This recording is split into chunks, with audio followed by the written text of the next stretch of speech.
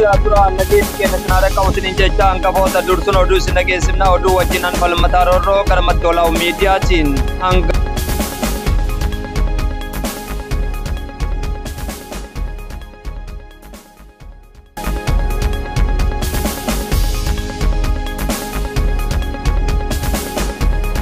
hundaa duraan nageenya keenya sinaara qabutin jecha hangafoota dursun oduu isin dhageessifna oduu wajjinan falmataa roorroo gara maddoolaa miidiyaatiin hangafoota oduu godina Baalee aanaa Sawweenaa keessa sababa dhabamuu roobaatiin uummanni beelaaf saaxilamuu isaa odeessi adda addaa gabbaa'aa jira. Magaalaa Finfinnee jala bultii torbaan irreechaa sababeeffachuudhaan kallattiilee adda addaatiin sagantaan adda addaa geggeeffamaa jiraachuu daandiin aanuta godina Wallagga Lixaa wal qunnamsiisu caccabuun jiraattonni rakkoo geejjibaa hamaaf saaxilamne jira jechuun komii isaanii dhageessaa jiru. Kunniin hangafoota oduuti oduu babal'inaatti deebisa. Godina Baalee aanaa Sawweenaa keessa sababa dhabamuu roobaatiin uummanni beelaaf saaxilamuu odeessi adda addaa kallattiilee adda addaatiin mul'isaa jira. Odeeffannoo kanaaf maddoolaa miidiyaarraa falmataa roorroo waan qindeeffate qaba. Godina Baalee aanaa Sawweenaa keessa sababa dhabamuu roobaatiin uummanni beelaaf saaxilamuu isaa odeessi adda addaa mul'ataa jira. Anichatti roobni waggaa torbaaf osoo roobin turu wajjin wal qabate uummanni gaddoota aanaa Sawweenaa keessa jiraatu hedduun qabeenyi isaa fixatee harka duwwaatti hafuu maddeen raggaa'isu. Sababa beelaatiin uummanni gandoota aanichaa buqqaan magaalota godinichaa gara keessa deemuudhaan kadhataa kan jiran maddeen dhagaasanii jiran. Haati ijoollee lamaa kan qabdu adde Moolidaa jedhamtu aanaa Sawweenaa magaalaa Miicaa irraa sababa beelaatiin lafa magaalattiitti siiquun kadhattee ijoollee guddisaa akka jirtu viidiyoo waraabame tokko ni raggaa'isa. Dubartiin tun haadha ijoollee lamaa yoo taatu abbaan mana ishee waraanaa akka ergame dubbatti. Mootummaan rakkina kiloogiraama 100 maatii fi 20 kennee jira jechuudhaan kan dubbatan. Aanaa Sawweenaa keessa namoonni hedduun mootummaan dirqisiifamanii humna waraanaatti ergamuun kan himan maddeen kun maatiin namoota gara waraanaa ergamanii rakkoo hamaaf saaxilamnee jira jechuun komii isaanii dhageessaa jiru. Adde Moolidaan dabalatee hawaasa aanichaa keessatti rakkoo beelaatiif saaxilamuun uummanni Oromoo dhaabbileen gargaarsa namoomaa deeggarsa akka taasisaniif yaamichaa taasisanii jiran odeessa qabbaa'ee maddoolaa burraa falmataa roorrooti. Magaalaa Finfinnee jala bultii torbaan irreechaa sagantoota adda addaatiin kabajamuun eegalee jira. Koomishiniin Turizimii Oromiyaa moggaasa torbaan turizimii jedhuun sagantoota walitti fufiinsa agarsiisota aadaa taasisuun eegaluun isaa guyyoota lakkoofsee jira.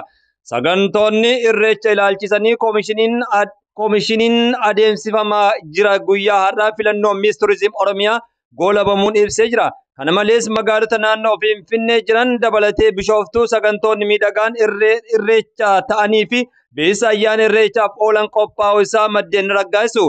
Irreechi ayyaanota Oromoon tokkummaan kabajuu fi dirree itti uummanni Oromoo sagalee dhageessifatuu fi al tokko dhaqanii itti deebi'uun kan adeemfamu yoo ta'e waggoota dheeraaf magaalota Bishooftuu hora Arsadii kabajamaa ture jira.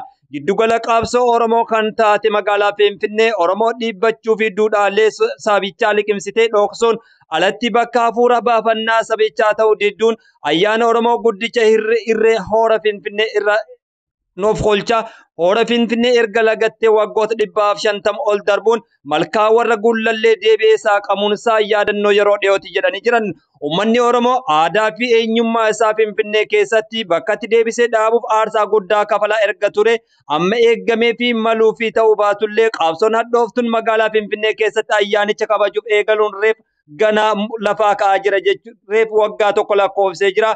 Tibbanas Finfinneen Bishooftuu foolii Oromummaa fi Oromoo urgeessaa jirti jechuudhaan yaada isaanii dabarsanii jiran. Itti aansuudhaanis ayyaanni guddichi hirmaattota miliyoona 7 ol keessummeessu beekamu irreechi kabajamuuf guyyootni lakkaa'aman hafanii jiran jedhu.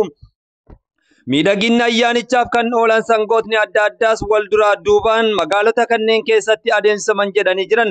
Qaamoleen sagantoota miidhaginna ayyaanichaaf qopheessan jiran keessaa tokko kan ta'e koomishiniin Turizimii Oromiyaa sagantaas marsaa duraa guyyaa har'aa akka goolabu ibsee jira. Guyyoota arfan darbaniif torbaan turizimii jechuudhaan labsee Finfinnee Hoteela Sky Light keessatti sagantoota agarsiisa adda addaa miidhaginna Oromoo fi Oromiyaa beeksisaa qopheessaa kan ture kominikeeshiniin kun guyyaa har'aa wal dorgommii bareedina Miss Turizim Oromiyaa jedhuun akka deemses ibsee jira. Sagantaaleen irreecha ilaalchisuun magaalaa Finfinnee qophaa'aa jiran keessaa inni kan biraa sagantaa koonsartii muuziqaa fi galgala agarsiisa aadaa yoo ta'u torbaan dhufurraa eegalee magaalaa Finfinneen adeemsama jedhamee eeggamaa jira. Akkasumas galgala walaloo irreechaa jedhamuun kan moggaafame sagantaa addaa sagantaa galma tiyaatira bulchiinsa magaalaa Finfinnee keessatti dhaabbata bokkuu artist jedhamu qophaa'u jiraachuu dabalatee tiyaatirri Seedaa Soolen jedhamu si galma tiyaatiraa giddugala aadaa Oromiyaatti dhiyaachuuf akka jiraatu simamee jira. Haaluma wal qabatuunis magaalaa Bishooftuu koonsartii muuziqaa irreecha artiistota Oromootiin dhiyaachuun qophiin isaa jiraachuun ibsanii jiran. Ayyaanni irreechaa bara kanaa akkaatuma baratameen dirree Oromoo fi sagaleen Oromiyaa irratti dhagahamuu fi mul'atu ta'a jedhamee eeggamaa jira. Daandiin godinoota Wallaggaa lixaa wal qunnamsiisu caccabuun jiraattonni rakkoo geejjibaa hamaaf saaxilamuu ibsanii jiran.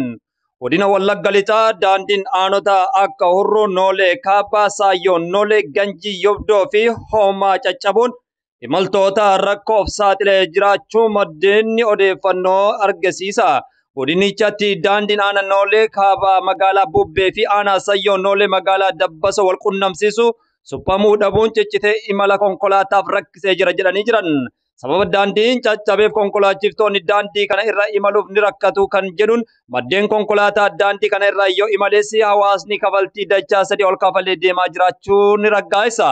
Maddii rakkoo kana ammoo caccabu daandiitiin konkolaataan dhabamuu irraa kan maddee himanii jiran. Hawaasni oomishaalee isaanii gabatti dhiyeeffachuuf hanqatee jira jechuudhaan rakkoon kun daffisaan furmaata argachuu qaba jechuudhaan yaamichas dabarsanii jiran. Rakkoon daandii kun rakkoo nageenya hamaa waggoota godinichaa keessatti mul'ataa turan keessaa isaa maadha jedhanii jiran. Waldaan Machaaf Tuulamaa ajjeechaa namoota nagaa irratti fulbaana 15 bara 2023 godina Wallagga Bahaa aanaa Giddaa ayyaanatti raawwatame gadi qabee balaaleffatee jira. Kana malees waldaan kun ajjeechaa namoota nagaa irratti raawwatame kanaaf gaddi guddaan itti dhagahamuu ibsa baasee addeessee jira. Namoonni humnoota finxaaleeyyiin faannootiin ajjeefaman kunniin Oromoo ta'uu qofaaf haala suukanneessaan akka ajjeefaman waldaan kun ibsa isaa keessatti dubbatee jira. Gochi godina Wallagga Bahaa aanaa Giddaa ayyaanatti uummata nagaa konkolaataa imalaa ture irratti raawwatame gocha hedduu rifachiisaa ta'uu waldaan Machaaf Tuulamaa ibsee jira.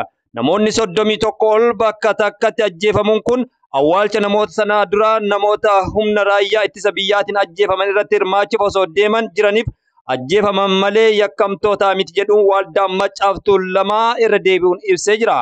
Haleellaa waggoota darban Oromiyaa lixaa keessa raawwatamaa tureen haleellaawwan duguggaa sanyii akka ta'an waldaan Machaaf Tuulamaa ibsa baase keessatti ibsee jira. Waldaan Machaaf Tuulamaa finxaaleeyyii faannoo Amaaraa fi namoota isaan waliin ajjeechaa gara jabinaa raawwatan kana gadi fageenyaan balaaleffadha jedhee jira. Haleellaa gara laafinna malee lammiilee nagaa Giddaa ayyaanaa fi guutummaa Oromiyaa keessatti yakka wal fakkaataa Oromoo irratti raawwatamaa jiruun uummanni tokkummaan akka balaaleffatu waldaan